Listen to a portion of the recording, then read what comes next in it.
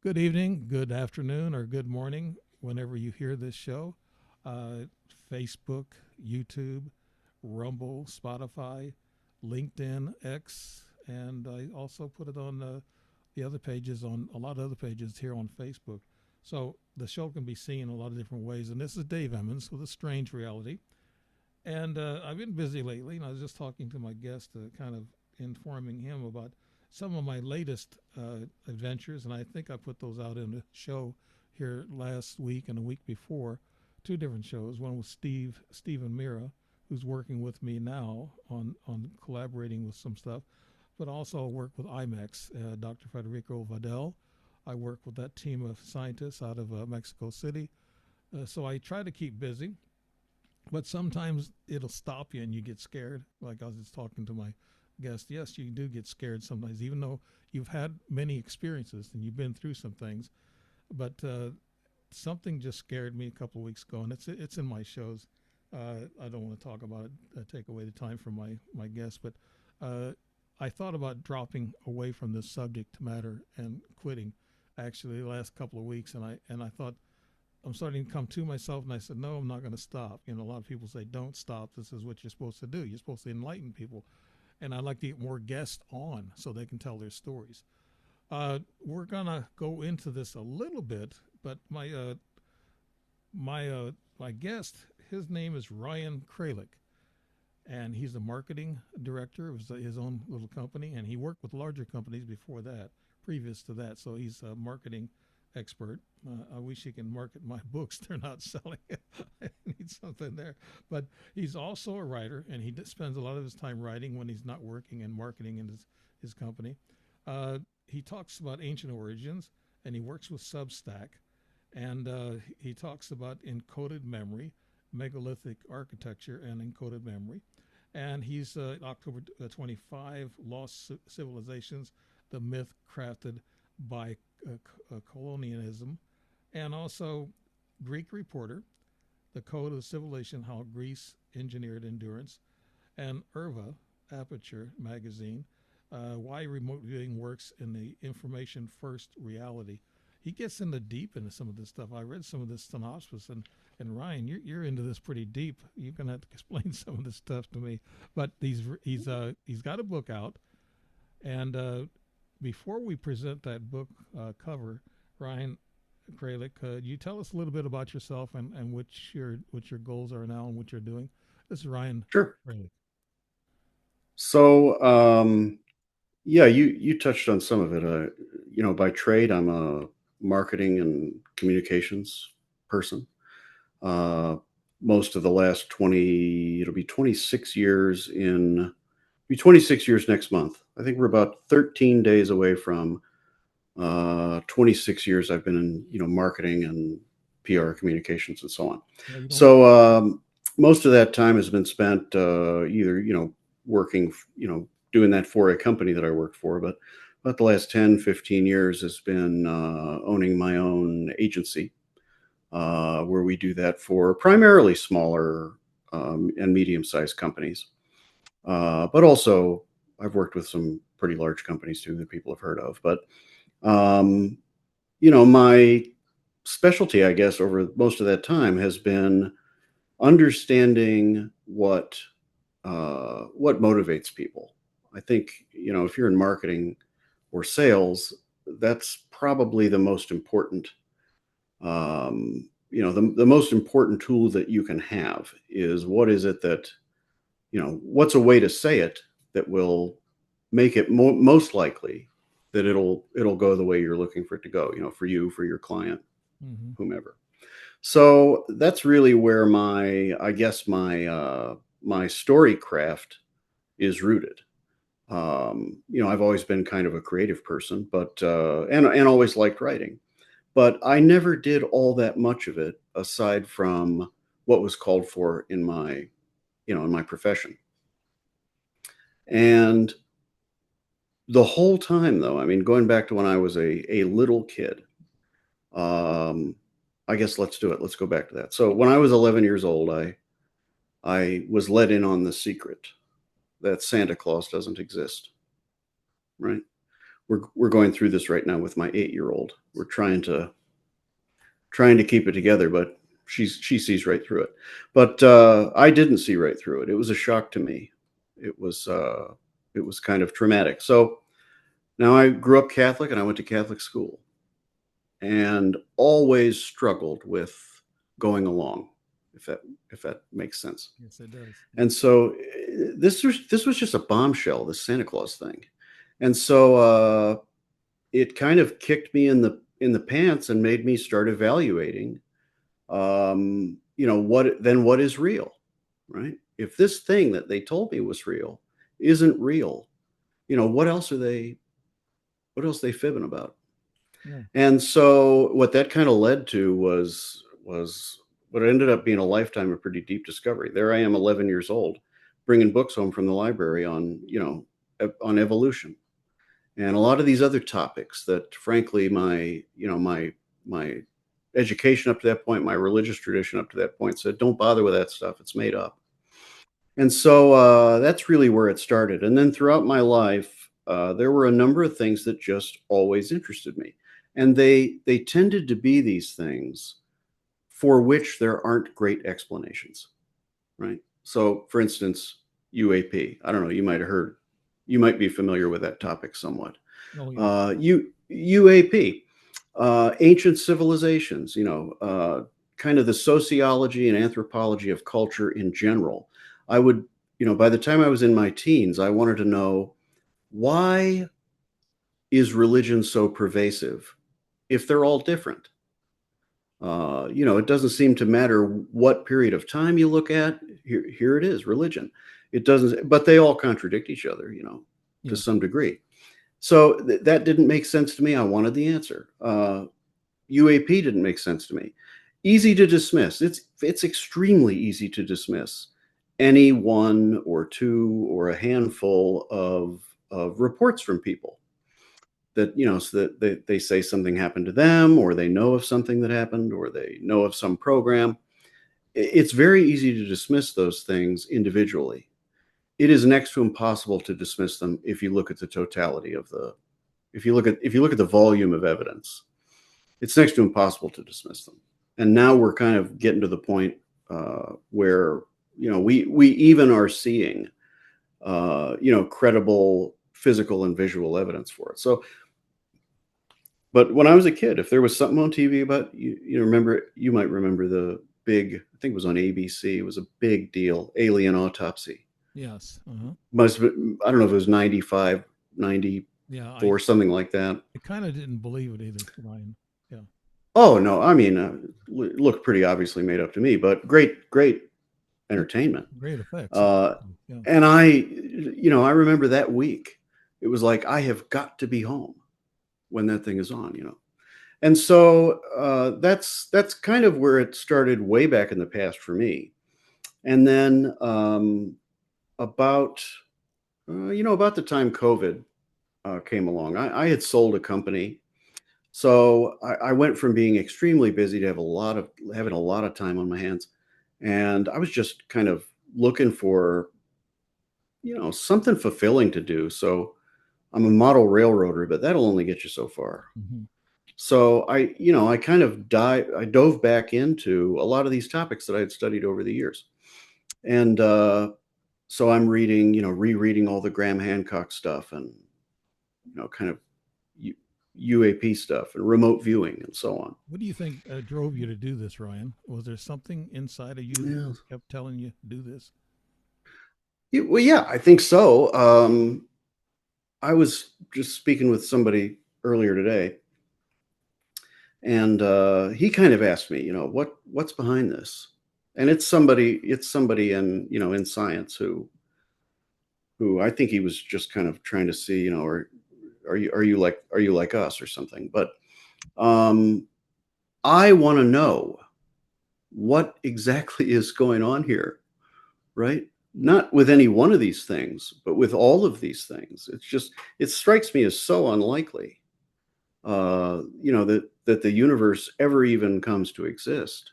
And, I want to know, what's behind it. So there's this, I don't know if you're a Beatles fan. Yeah, well, it used to be. Yeah, Okay. I like a few of their songs now. Yes. So when the Beatles, and I think it was in '67, they went to India Yeah. with the Maharishi, right? And there's this story that Paul McCartney has told. And the Maharishi goes up in a helicopter and he calls John Lennon over. He's like, "Yeah, come on, you're coming up the helicopter with me." And they go up, they come down, and John Lennon goes back over to where Paul McCartney is. And Paul McCartney's like, what are you doing? You're just going to go up in a helicopter with this guy? What are you doing? And John Lennon says, I thought he might slip me the answer. So that's kind of how I've approached a lot of these things. I'm like, maybe if I just pay attention, um, I'll figure it out, or I'll find someone who has, right? Yeah. So So you're writing for all these magazines. That's probably what you're doing right now with some of these stories I mentioned yeah. about ancient civilizations and things of that nature. Uh, is there anything in the code of civilization and the Greek engineering, and also I guess you can go back to the pyramids and Hmm. everything that's involved with them, the intelligence. Did you get into that deep, and do you believe what we were told, or do you think that there's something deeper in all those stories, Ryan? Well, there is something deeper, but I don't know that I necessarily see it the way that you might think I would be inclined to. So what happened here, over the last few years is in studying all these things and kind of going back to them and dedicating more time and energy into understanding them. Something happened. If I can get into it just to catch us up to where I'm writing these articles. Sure. So I was reading a book. It was written by a fella named Lynn Buchanan, and Lynn Buchanan was a remote viewer for the Army. And I assume you know something about remote viewing. Yes. Hmm. Okay, I know. so I know Yuri Geller. Yeah. oh, okay. So yeah, so Lynn Buchanan was one of the remote viewers and trainers in what people know as Project Stargate. And I had read a number of these books. I was somewhat familiar with remote viewing from my studying, but at the same time, I was about halfway through this book, and what I kept noticing about people talking in this space is that they did not strike me as being misleading.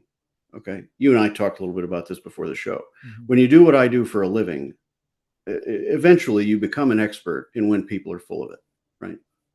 You see the way that if you understand people's motivations, then you understand how their behaviors do and don't make sense. So I'm watching these, YouTube videos or reading these books or whatever. And I'm looking for these clues that I know to look for when they don't want you to believe it uh, just to believe it. There's some reason that they want you to believe it, and that shows through. Okay, either because they want to feel like an expert or whatever it is. And so I wasn't seeing any of those behaviors. And it was driving me nuts because here they were explaining something to me that is just, I mean, what are the odds that I'm going to, whatever, close my eyes, write some things on a piece of paper, and it's going to end up being true about some place or thing or event that I have no knowledge of or connection to. So I couldn't take it anymore. I said, you're going to drive yourself crazy like this. So I said, I'm going to do an experiment right now. And if this experiment goes the way I'm pretty sure it's going to go, I'm going to put this book down. I'm going to move on to something constructive. Okay. So I've told this story elsewhere, so I'll keep it brief. But I went to the other room. I found something in a drawer. I wrapped it up in some paper, wrote a number on it, put it in my pocket, and then I went and got my wife. And I said, "Come here and just sit down and do everything I say." And so she agreed to do that. She sits down. I gave her a piece of paper, and I ran her briefly through a couple of the introductory protocols to do a remote viewing. Write down this number I'm going to give you. Make some marks on the page, whatever, and then describe what's in my pocket, right? And so she sits down, and I give her the number, and she writes it down, and it's okay. squiggles on the paper. And then she writes down,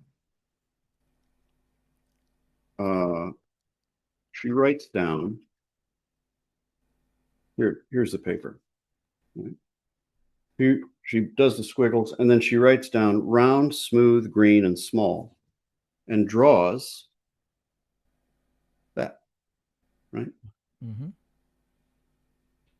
And so then out of my pocket, I pulled this.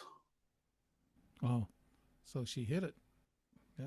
She could not see what was in my pocket. She was outside when I put the thing in my pocket. So I walked away from that and I said, okay, nothing's been the same since, really. And once that happened, I said, okay, well, I got to figure out how that works, right? So I ended up becoming a trained remote viewer. I took classes with Lori Williams, and have engaged in exchange with a number of other folks in the remote viewing program from the Army and people that knew Ingo Swann and learned from him, and so that's really kind of where it started. But then one day, about going on 2 years ago, I was doing some remote viewing experiments with AI. And I was trying to see if AI could remote view as well, or to what degree AI could remote view, if at all. And during that exchange, I remembered something that I had heard Hal Puthoff say about that the way reality works might have more to do with information than matter. So I asked the AI, in conversation, I said, okay, so I've heard people say that the universe could be fundamentally informational. If that were the case, how might remote viewing work then? And it came back and said, well, if that's the case, then remote viewing is probably something more like a querying of information, like an internet search, than it is anything to do with viewing or seeing or traveling to or anything like that. And that's when it got pretty serious for me, because I was like, okay, that makes sense. So then I said, okay, well, now I got to figure out, is there any basis for that line of questioning? Is information the fundamental structure, underlying structure of reality? And what I found based on my research is that I think it is.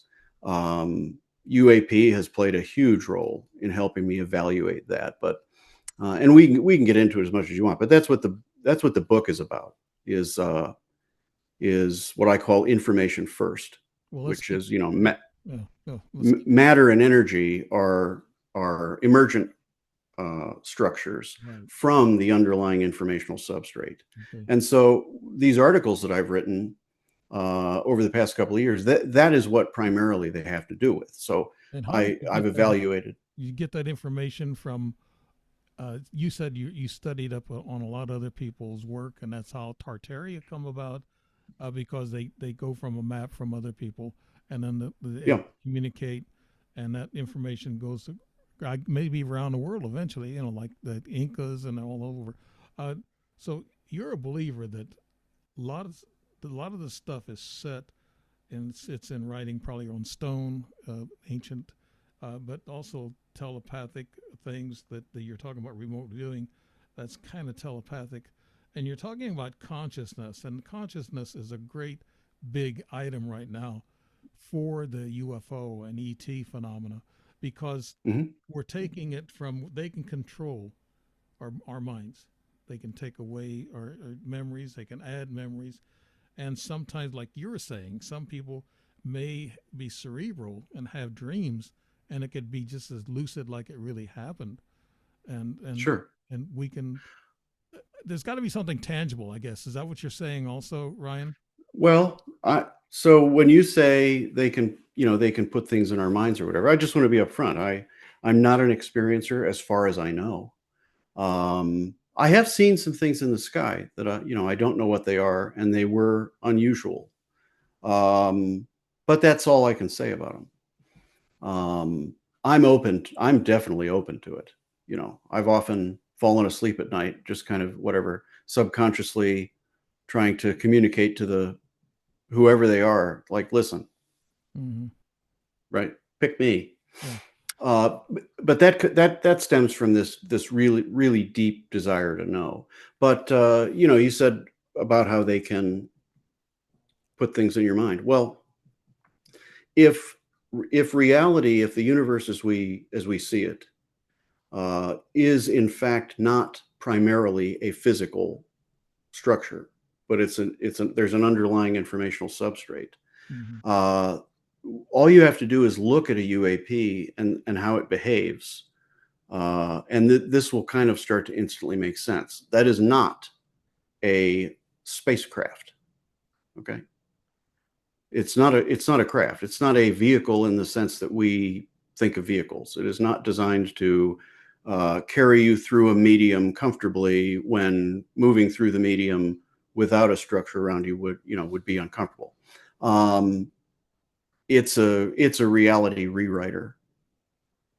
It's an informational device. To go from, whatever, few hundred miles an hour to several tens of thousands of miles an hour in a fraction of a second. There's nothing within our physics that is ever going to allow that to happen. You hear people talk about, they kind of hypothesize. Some people talk like they know, which big red flag for me. But, if electrogravitic and gravity generators and frequencies and this, that, and the other, I'm sorry, you put me in one, show me how it works, maybe I'll believe it, but you're not going to convince me that is do you believe a craft. What's that? Believe in wormholes and portals that these ships can come through? Nobody's ever seen a wormhole. Nobody's ever seen a portal. There's some mathematical postulates that, based on Einsteinian physics, that say a wormhole is possible, but no, I don't think that's what they're doing at all. I think that the video I've ever seen, Ryan, was a guest of mine, Dr. Robert, I call him, Shipe, and he's got a Navy jet pilot who was flying, and he saw this swirl in the sky, and he aimed his camera at it, and out popped a UAP, and it flew right by him, and you can actually see the UAP flying right by him.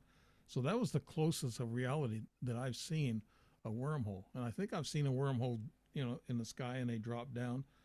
But those wormholes are if you get into quantum physics, wormholes can be explained.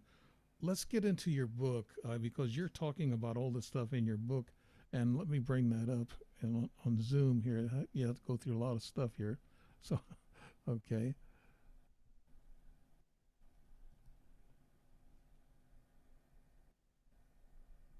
Oh, you're letting everybody see all the inner workings of your filing system. Yeah. That's yeah. I just I have to go to these files. I got so many files. I'm telling you. Let me see. Yeah, I keep a large file of things, and this is the book. It from us. I better go down smaller because maybe we can get you in as you talk about the cover of this book. It says "It Oh, sure. from Us." Could you explain to us why you titled it like that? I can. So there's a physicist named John Archibald Wheeler, and he was a student of Einstein.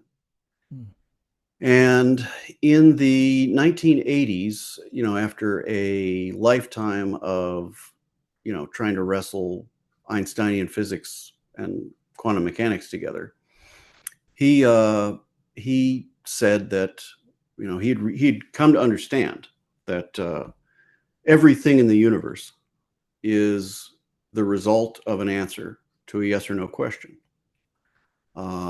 He was beginning to see the universe as primarily informational, and he coined the phrase "it from bit," which is just kind of a poetic way of saying that the thing comes from the data about it. And I just kind of ended up with kind of a play on that, it from us, because my framework says it's, this doesn't end with quantum mechanics.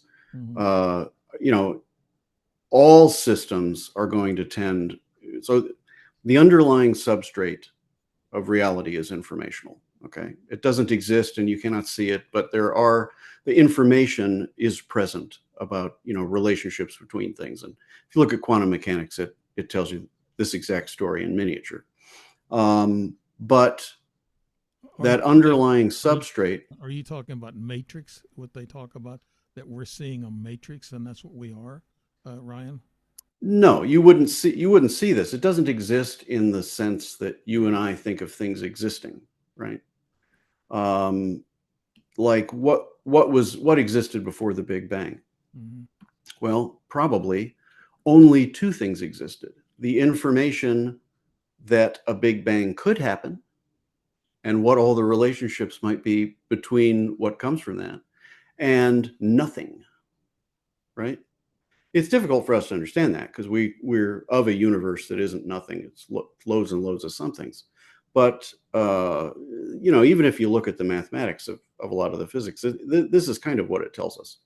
But that underlying structure of informational structure of reality, it doesn't end there. It has a bias toward coherent structures.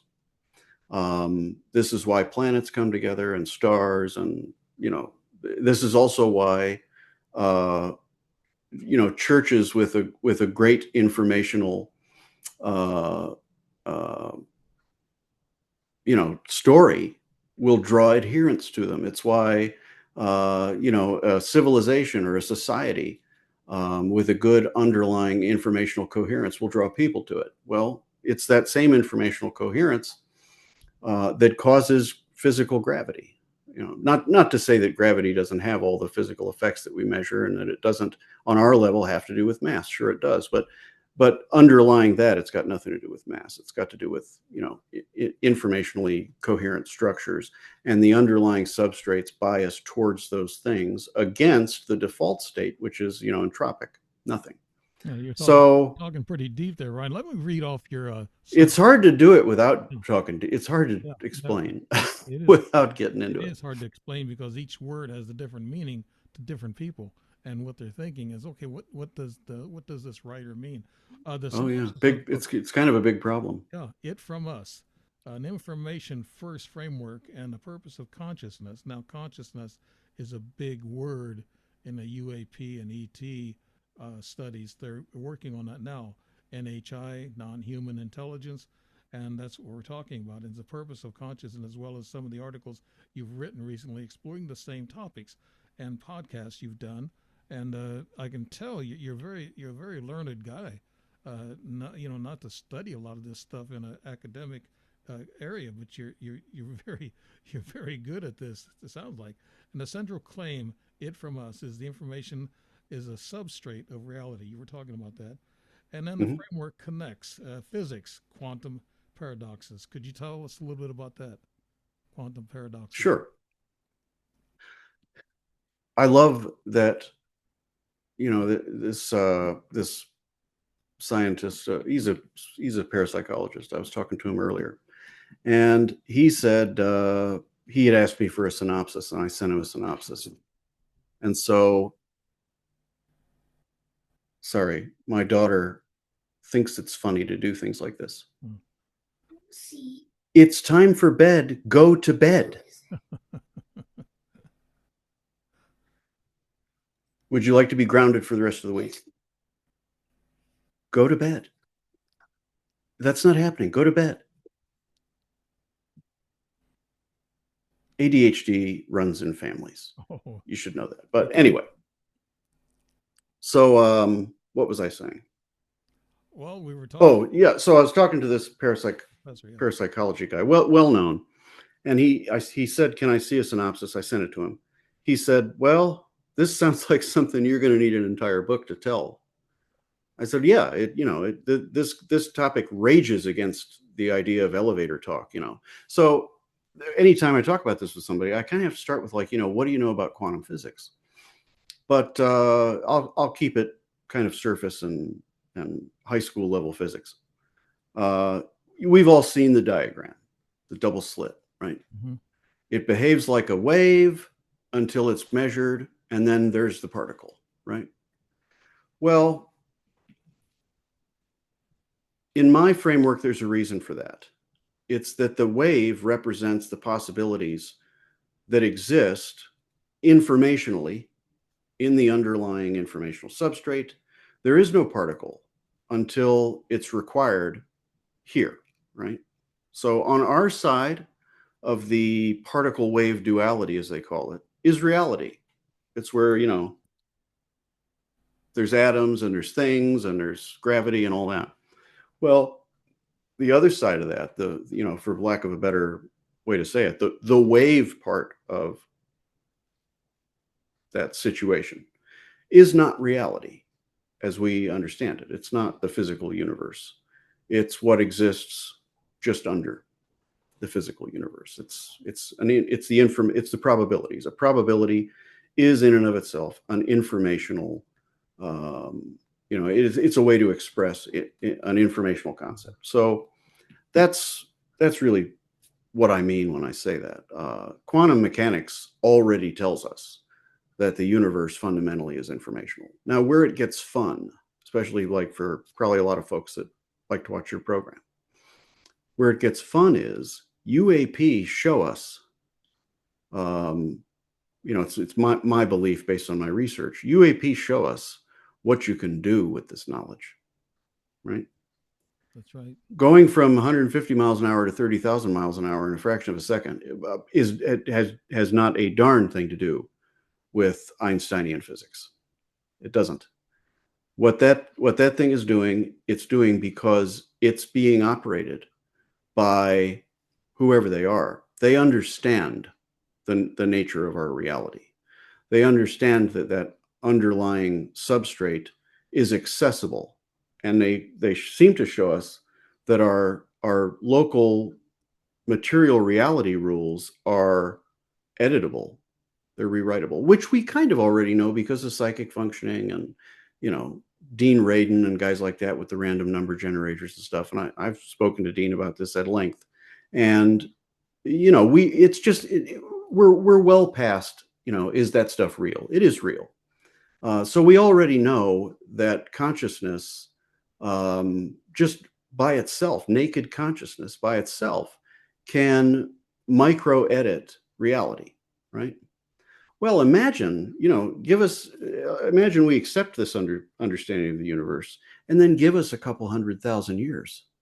These little builder monkeys on Earth. I promise you, we will develop very fun and interesting tools that operate, within and on top of whatever those fundamental rules are that we find to be editable. So it's not flying 30,000 miles an hour in a fraction of a second. It's simply what it was here and now it's over there. It's reinstantiated itself into reality somewhere else. Having studied this stuff for a long time. Yeah. It's a quantum jump. Is that what you're saying that they do? Yeah, that's a good way to put it. Yeah. It's not dissimilar from what you would do in a video game, or if you were, or a cartoon. Let's say you were hand drawing a cartoon, and you're going to go from this scene where the prince and the princess are dancing, and then you go over to this scene where it's a close-up of the prince's face, right? You're not going to draw 1,400 pages to take you from this point to that point, because it's not going to be on camera, right? And our reality, think of it as the camera. You're just going to, the last drawing in this scene will be the two of them together, and the first drawing in this scene will be the prince zoomed in. So same principle. I don't need to go from point A to point B traveling through an atmosphere, or even multi-domain stuff makes better sense this way. I don't need to do that. If I can rewrite the code of reality around my my device, That's all I have to do is, I'm over here and then I'm over there. And what I think we see seems to be the bulk of the information points to this is that these devices are probably, either consciousness driven or certainly consciousness is involved, right? Which would make sense because consciousness is the only other place that we can see these kind of edits happen ourselves with things like psi experiments and psychic functioning That's and what so they're on. getting into now. Ufologists are getting into what you're talking about, consciousness, NHI, and I've talked to several scientists about this, and they're getting into that. And actually, the UFOs and ETs are operating by quantum physics, and they're probably so far advanced in it that we're trying to catch up with that. What do you know, Ryan? What do you know about CERN? There's been some rumors about CERN that they developed the the God particle. They've also they've gotten into time travel, and they've actually made a wormhole or whatever. There's all kinds of rumors, and we hear rumors all the time on the internet. We talked Mm-hmm. about that earlier. It kind of disgusts me that people come out and have these fear tactics. What do you know about CERN and what they're doing, Ryan? Um, well, I'm not somebody that just believes things. It's not who I am. So I'm skeptical. Believe it or not, the guy who says gravity doesn't exist is actually skeptical, but it's true. So, most of the things, it's one of the things that I dislike most about this topic of UAP is you sit down and you're going to, for somebody like me anyway, you sit down, you're going to watch some YouTube videos, right? You want to see if you can learn something. And you'll be there for 2, 3 hours just weeding through things that are they're just, they're not all that well based in anything that you could really consider to be reliable as an outsider looking at it.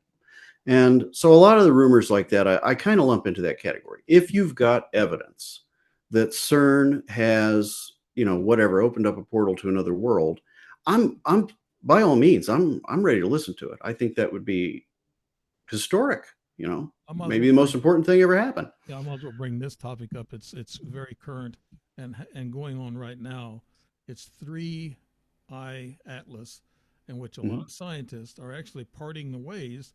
I've had scientists on my show that say no, that's just a comet. It's just from another another galaxy far far away, interstellar, and they said its composition is different than what we have in this galaxy. And so Right. then there's some of them, uh, like I guess Professor Loeb, who's saying that it's ET in nature, it's not natural. So they said they'll find Well, out. he is and he isn't. He hedges quite a bit. Yeah, he does. He's Uh, made 8 mistakes from what Doctor Gross. I've had him on my show, and he worked with Doctor Avi Loeb, and so he said he's made mistakes about 8 times in a row in the last 10, 15 years. So, uh, but I don't know what he's generating, but he's very positive about this. But they're saying now it's approaching the sun. It's actually going mhm. around the sun at this point, and they'll know in a day or two what this thing's all about. And myself, I'm out. I'm not saying one way or the other. And I had one scientist said, Dave, if you believe that that's an ET ship, then we can't work together. And I said, I don't. It's Well, not one way or the other. I don't know what it is. right. I'm waiting for an evaluation, a good evaluation of what's going on. And I think I've hear you talk the same way. Seeing is believing, and we got to see this AI Atlas come around the back end of the sun and come out towards us, and then they said they'll know what it is.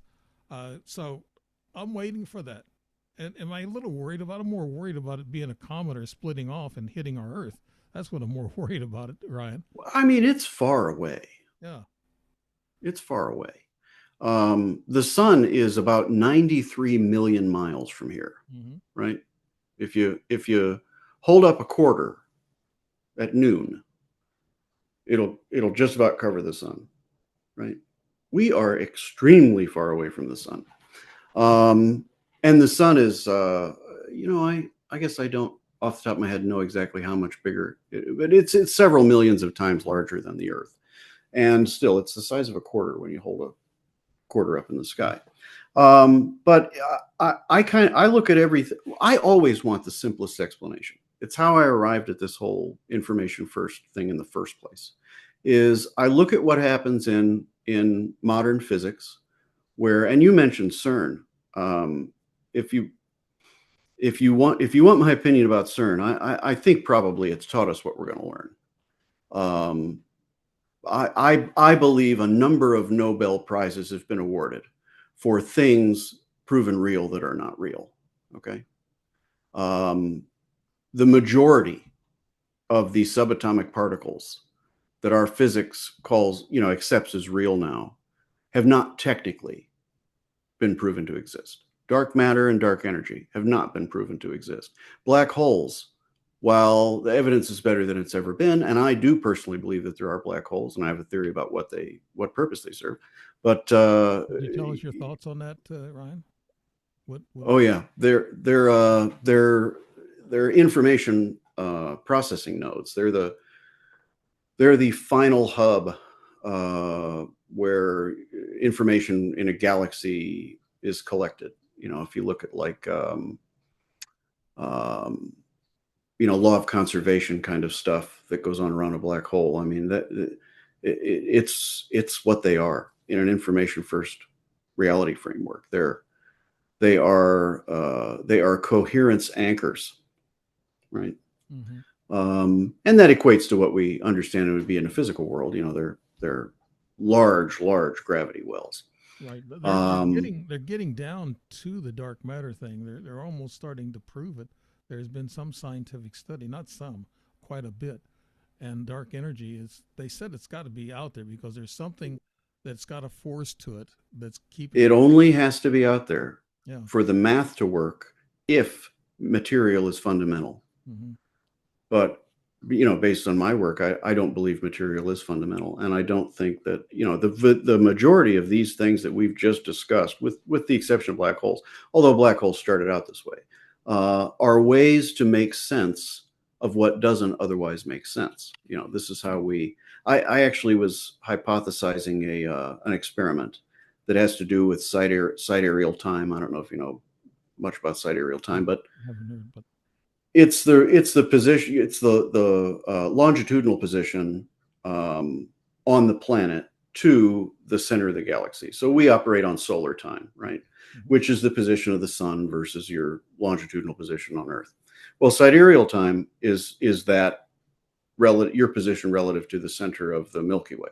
Okay, and there's a lot of studies that show that like psychic functioning is markedly higher, significantly higher when you're at about 1350 sidereal, which is like, it's the galactic equivalent of 1:30 in the afternoon or so. Mm-hmm. And so you're faced away from the center of the galaxy. So I had this idea about an experiment, and I'm looking into whether or not a meta-analysis can be done right now of existing experiments. But basically, I hypothesized that if I could do this experiment and show this aspect of this to relate to informational flow, I thought, wouldn't it be funny if I could do this experiment and publish it, because I know exactly what physics would do.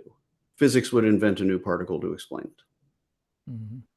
And that's the state of the art, really, in physics right now. And I'm not disparaging what anybody does for a living. These are extremely smart people, and they're dedicated, and they're going to war with the army that they have. But the question itself, I believe, is wrong. It's not what particle explains this. It's what explains this that underlies what the particle may or may not be. Well, If let's that get into makes this. We talked about sense. religion, and you and I we share the same ideas about religion, and I think it's very confusing. And even when I was a young kid, I kind of thought, well, wait a minute, should I be scared of God, or should I have fear of God, or should I love God? I call God, and a lot of ufologists are saying that the ETs are saying that they call it the source, the creator of everything. And that's what I have there's no other, all these other gods and all these other things that happen in between are man-made. And you get into the biology in this book, and you say DNA can be recognized as compressed code. I went from religion to go into this because I think the ETs know that we have a soul. and that soul can't be touched. And when we die, that soul goes back to another dimension or back to the divine. What do you say about that, Ryan? What's your beliefs on that?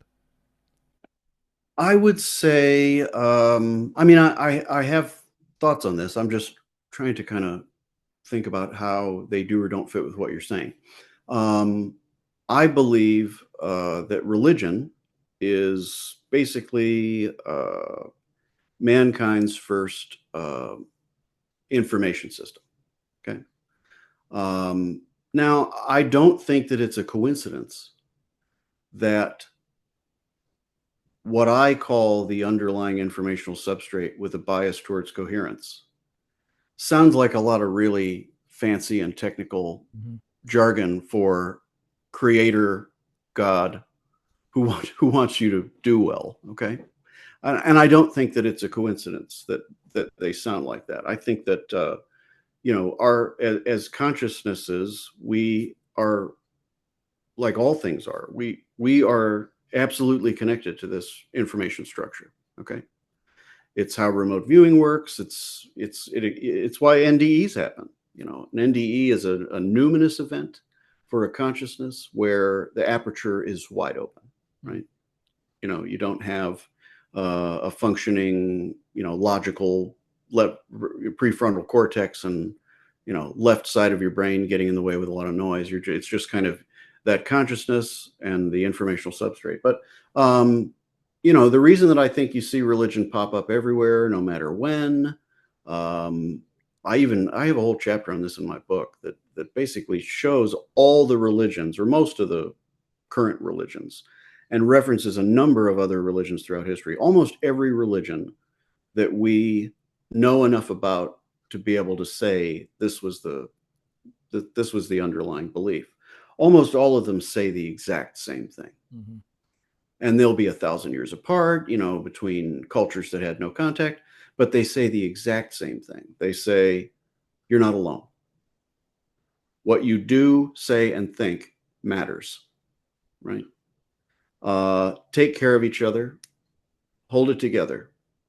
If calamity strikes, here's what you do, right? There's a number of other things that they all say when you strip away the dogma. Yeah. So dogma is the thing about, that turns people off about any given religion. It's like, oh, well, those ridiculous things that you believe along with be nice to each other don't make any sense. And step Okay, up in the parking lot of the church and start a fight. Yeah. right.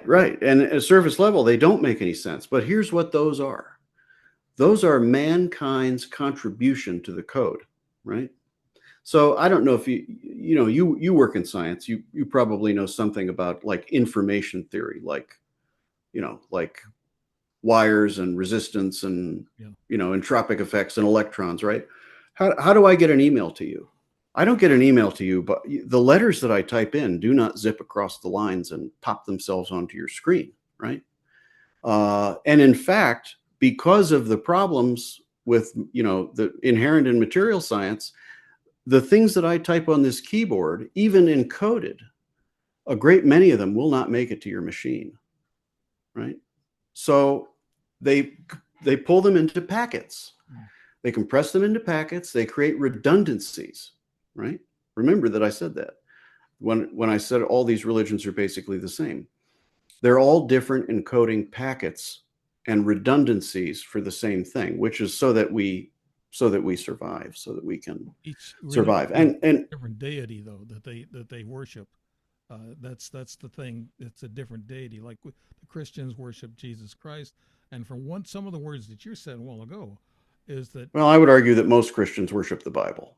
yeah, well, okay, that's true. Let's say that.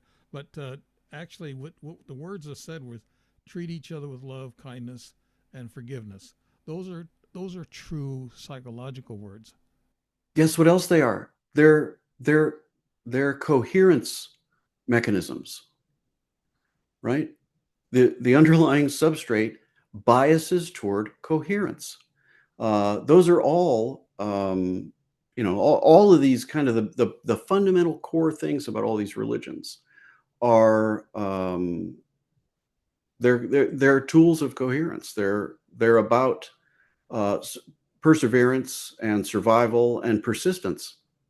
And I do not claim that the underlying substrate has a personality, right? I don't know that. But I don't find it to be a coincidence that human beings, these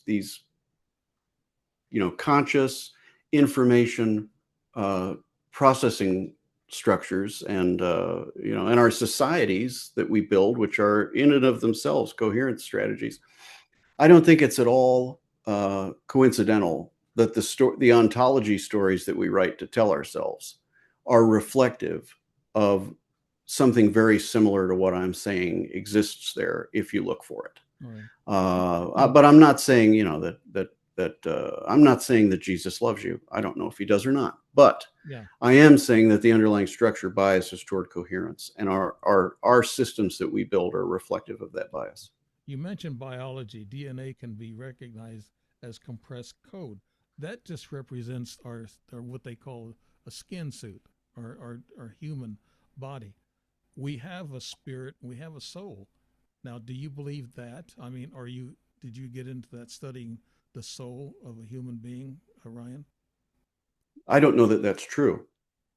See, Okay. I think based on what I have studied and learned and see, I think primarily what we want to call a soul. Now, if somebody wants to call it a soul, go ahead. But what it seems to me we're talking about whenever we're talking about a soul is kind of a term that we used for consciousness before we had a better term for consciousness. Now, is it eternal? I don't know, but I do know this. Consciousness in and of itself is an informational structure. And conservation, uh, laws of conservation tell us that even a black hole doesn't destroy the information, right? So, do I think that you grow wings and fly off to the bright toga party in the sky? No, I don't. I don't think so. But I think there's something that we do learn from NDEs. If you look at an NDE through an information first framework, then I think it makes a little bit more sense. The consciousness isn't necessarily strictly always local, right? It could well be that when a person or an ant or a dandelion, whatever, all of them have something that meets my definition of consciousness. But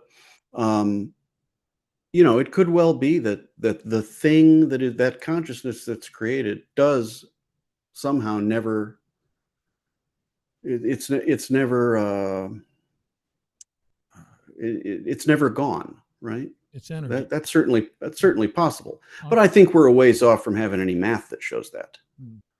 I think that our first step, and I know that this is maybe pie in the sky thinking, but I do think that an information first ontology uh, provides a very fertile field for science and religion to start coming back together. Yeah. Because even though I don't believe that Allah is the one God and Muhammad is his prophet, and I don't believe that Yahweh created the universe in 6 days. I don't believe those things, but I do believe that what's at the fundamental basis of those is something very, very important to humanity. And I think that those encodings that we talked about, the dogmatic packaging that holds those things together, I think that's those packages are the only way we were going to hold on to that information from the beginning to now. Yeah, you're saying consciousness is a biological micro editor of reality, and under certain circumstances, queries information and accesses the informational substrate. I think you just talked about a while ago, but Yeah. I think what I'm getting from you is you're not so quite so sure that we have an energy in us that can be called a soul that leaves our body when we pass. Also, ufologists say that the ETs are interested in our biological suits. That's why they get into the DNA and they take samples and things of that nature through abductions. And I know you have to see one to believe it, or go through something to believe it. And I give all people that doorway to believe or not believe. I don't push anybody to believe my beliefs or anything else. But I'm just saying that Well, it sounds like you have a better basis from which to believe some of that than I do. Having experienced some things like this, I would, I would be happy to. I'm not saying that none of these things are possibly true. I'm not saying that. I'm just saying I don't have any good basis for which to say yes, I accept that as fact. Uh, I'm just I'm guarded with my belief. I, it's been abused before. yeah, I uh, I listen to different people. We all have different, I guess, events, experiences that make us believe what we believe. I mean, that's my background has been a lot of experiences in the ufology. You mentioned we talked about Tartaria, and that was an interesting topic. About 6 months ago, I was wanting to do something in the study of that. You mentioned Tartaria and Tartarians, and a megalithic architecture is essentially a hard drive in stone meant to preserve coherence. Is that Yep. what you believe in that, Ryan? Yeah, I think that so we do it now. You and I are doing it right now, right? We're we're creating something that we want other people to experience.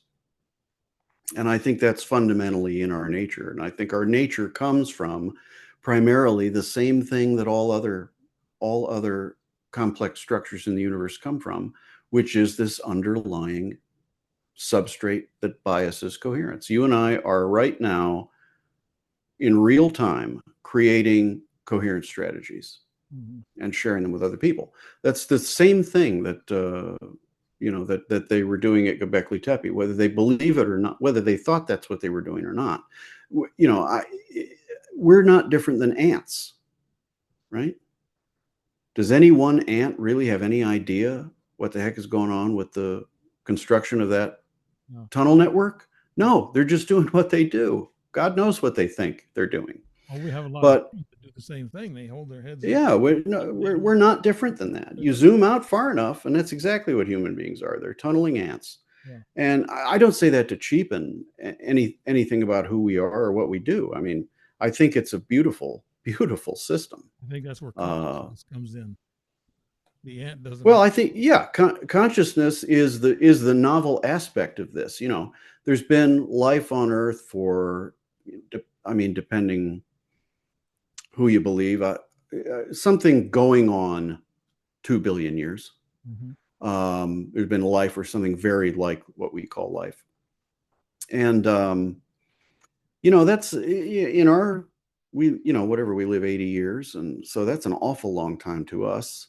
The universe is at least 13, 14 billion years old potentially. I think we might find out in the next handful of years that it could be maybe twice that old, but um it's a billion years is really the blink of an eye Do you believe for the there's universe. that we are the only people who utilize time? And they say out in the universe they don't utilize time. We go by the sun and we go around the sun and we have 24-hour Hmm. cycles, and so we go by time. I talked to somebody who was an ET actually, and I actually had a cousin who proved that for me. But she told me, she says, when are you humans going to get it? There is no time, there is no age. So that kind of went through me like, that's true. A lot of scientists say time out in the universe is not the same as it is here. That's for sure, because we clock it, I guess, and we mark it. Well, time in it on any other ball is not the same as it is here. That's fundamentally true. Uh, if you look at even what time is in an Einsteinian universe, it is basically a measure of distance, right? Yeah, it is. It's when you apply an arbitrary count system to a fluid motion from point A to point B. Okay. So time is already it's relative, but I mean, even if you really break it down, in an information first framework, time is definitely not what we make it now. Now we experience reality in order, right? I would call time the rendering order of reality, right? Our Now, yeah, our reality. So but not just our reality in that we experience it. I don't believe that the moon is only there if you look at it, right? It's there. Those particles were called for before my eyeballs showed up on the scene. Okay, so they're there. But if you look at it as a rendering order, I do still believe that the future is unrendered. Okay, so you go back to the double slit, go back to the probability cloud, and the probability that that particle is going to exist in any given place is represented by this wave function, by this cloud, they call it. I think that all things with relationship to reality follow that same structure. So this is also why I think it's easy to remote view some future events and difficult to remote view others. I've got an article coming out soon in the International Remote Viewing Association magazine. I think you mentioned it's called Aperture. Yeah. And I kind of was with their editorial people a little bit back and forth, because I was saying, well, this is why it's difficult to remote view the future. And some of them were like, well, who says it's difficult? And I kind of said, well, I say it's difficult. I've tried to remote view the PIC 3 many, many times. And I've done it a dozen and a half different ways. It's extremely difficult. Now it's above chance, right? Remote viewing the PIC 3 is above chance, but actually picking a winner, it almost is impossible to do without spending more money than you win. And that's because I believe it's a couple of reasons. One is because those future events today are represented by a probability, right? There is no guarantee that one of those things is going to happen over another. Now, if you look at something like 9/11, right? Remote viewers all over the world were seeing 9/11 well in advance of when it happened, because it happening was a lot more probable. The planning that went into it, just the ripples, the roots of that event, shoot deep into into our collective reality, right? So that's something that was far more likely to take place. And then you look at also another factor, which is Stefan Schwartz calls it numinosity, and I think that's as good a word as any. Attractors, these things that are attractors.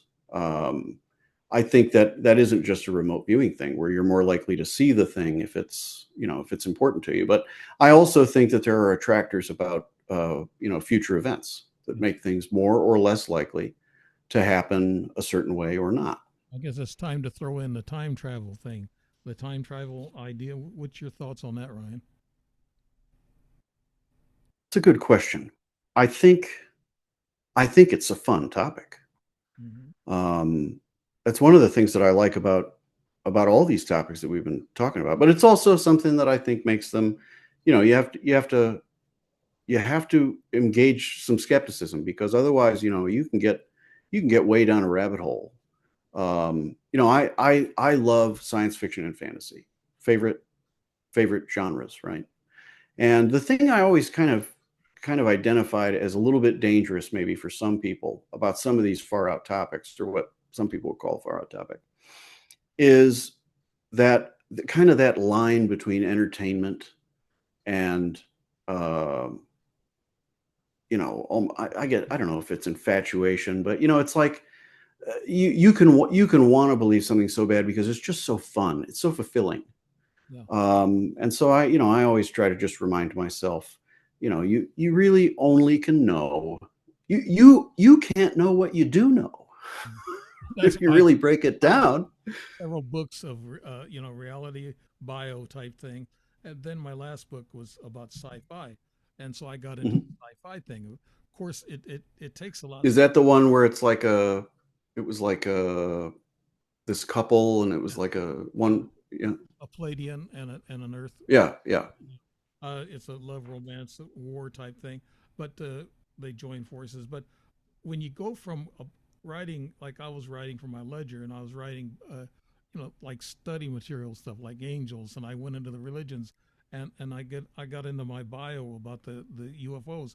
But then when you go to sci-fi, it's a whole different creature. I mean, I'm just an yeah. sir. Trying it is just I don't know.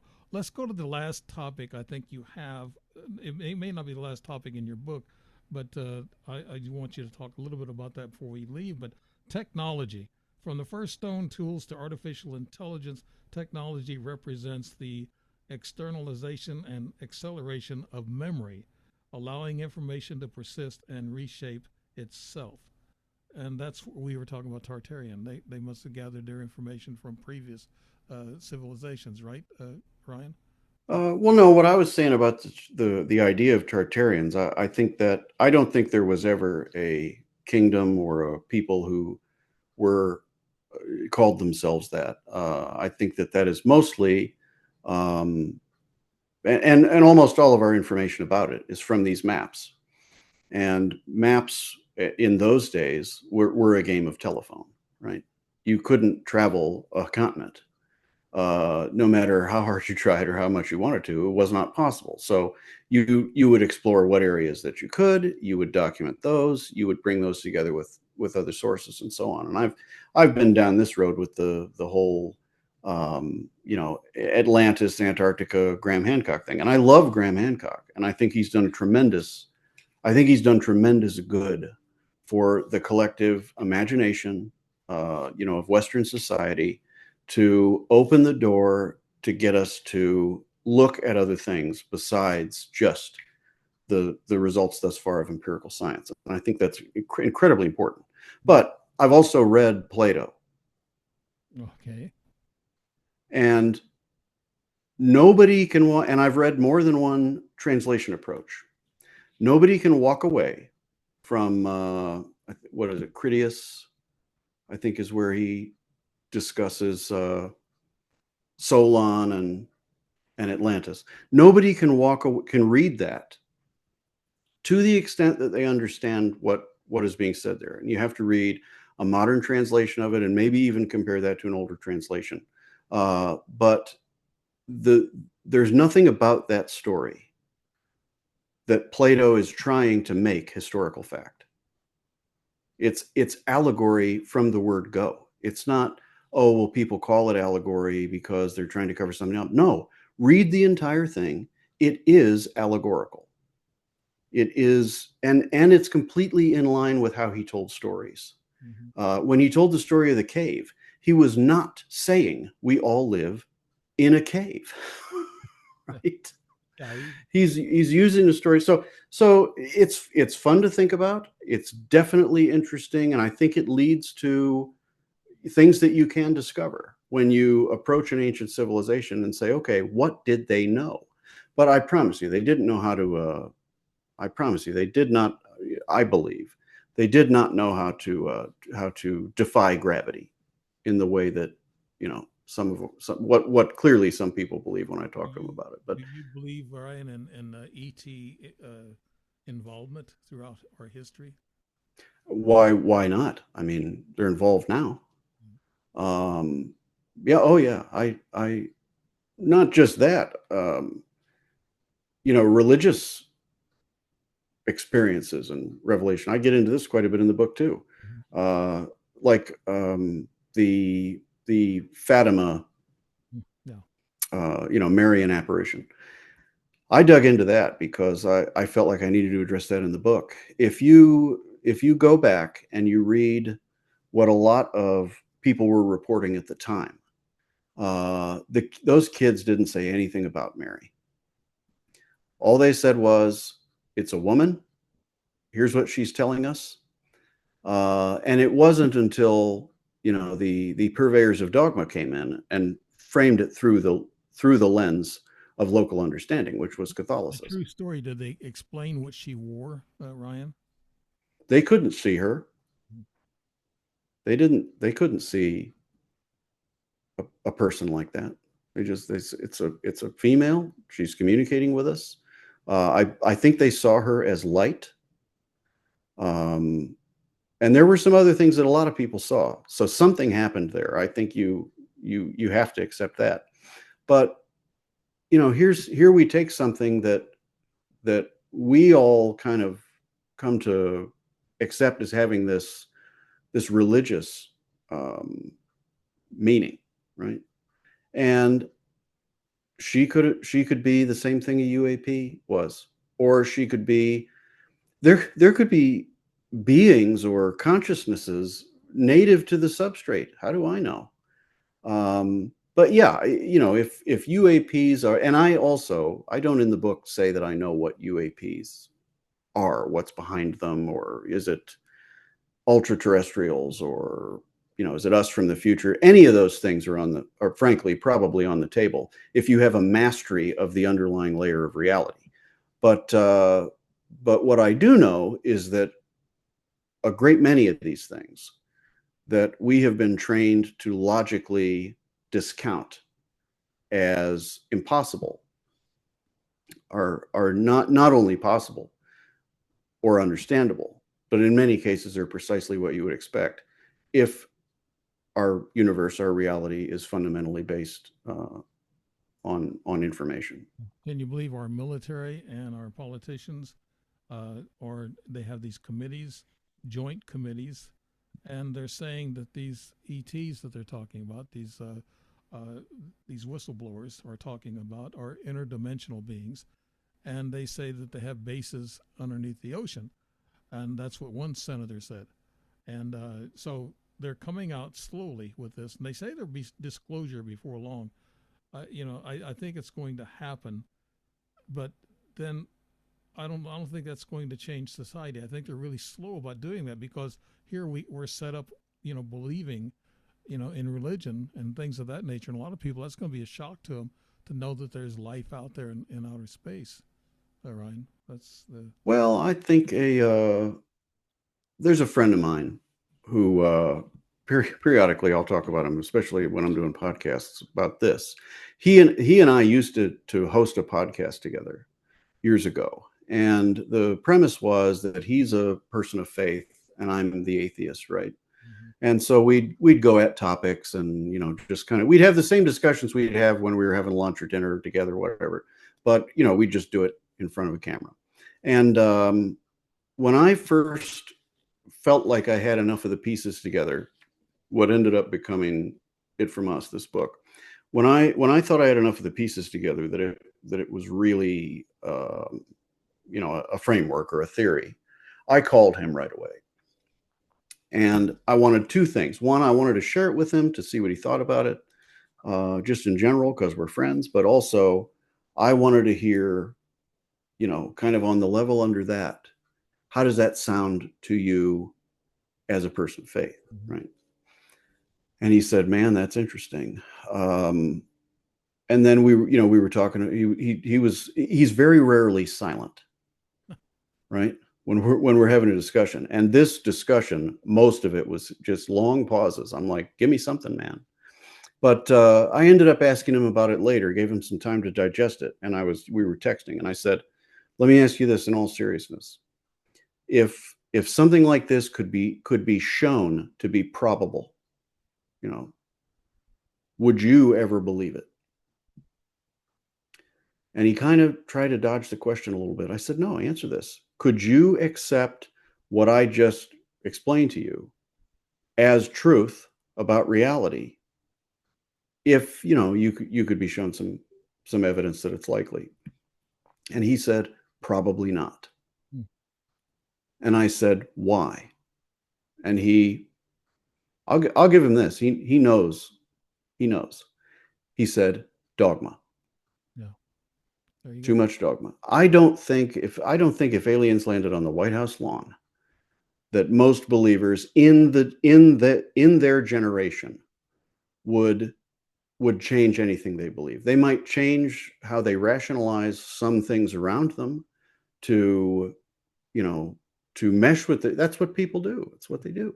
But I don't think aliens being real would wreck our society. And I don't necessarily like to use the word alien, but they are real, and almost everybody knows it, and it hasn't done a darn thing to society. Now, to come back just briefly to what you were talking about, I think you said, what do you think about what the government's saying?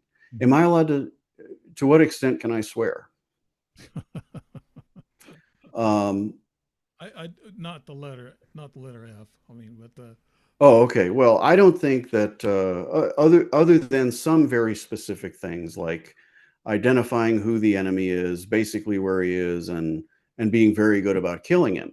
I don't think that the government could find their asshole with a roadmap, let alone hide an actual truth for that amount of time from us. So, I'll be specific. Here's what I mean by that.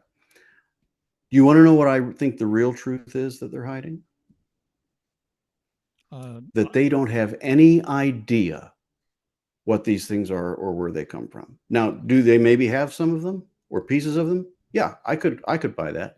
Could they keep that a secret? Yes, but only by putting it out into the zeitgeist like we have it now, which is that they have them, right? That you use your technology. I think what the military is afraid of is that they can't defend us against them in case they actually wanted to attack because they're so far advanced. I think that's what they're afraid of also, Ryan. I think they're more afraid that we would know for sure that that's true than they are that we would get attacked. I don't think that anything I've seen or read and I try not to look at a specific, example. I look for the pattern. Okay. Mm-hmm. What is it about all these stories that's harmonious, or what is it about these certain aspects of it that don't quite make sense and yet they still seem to line up? That's how I approach things like this. So, when I see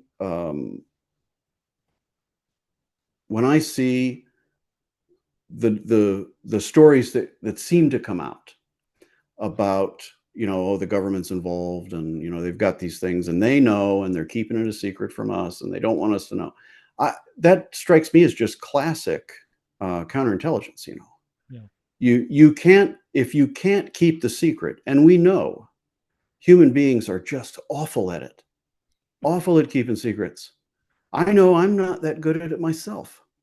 And I've always said this about, different conspiracies. Somebody's going to write a book.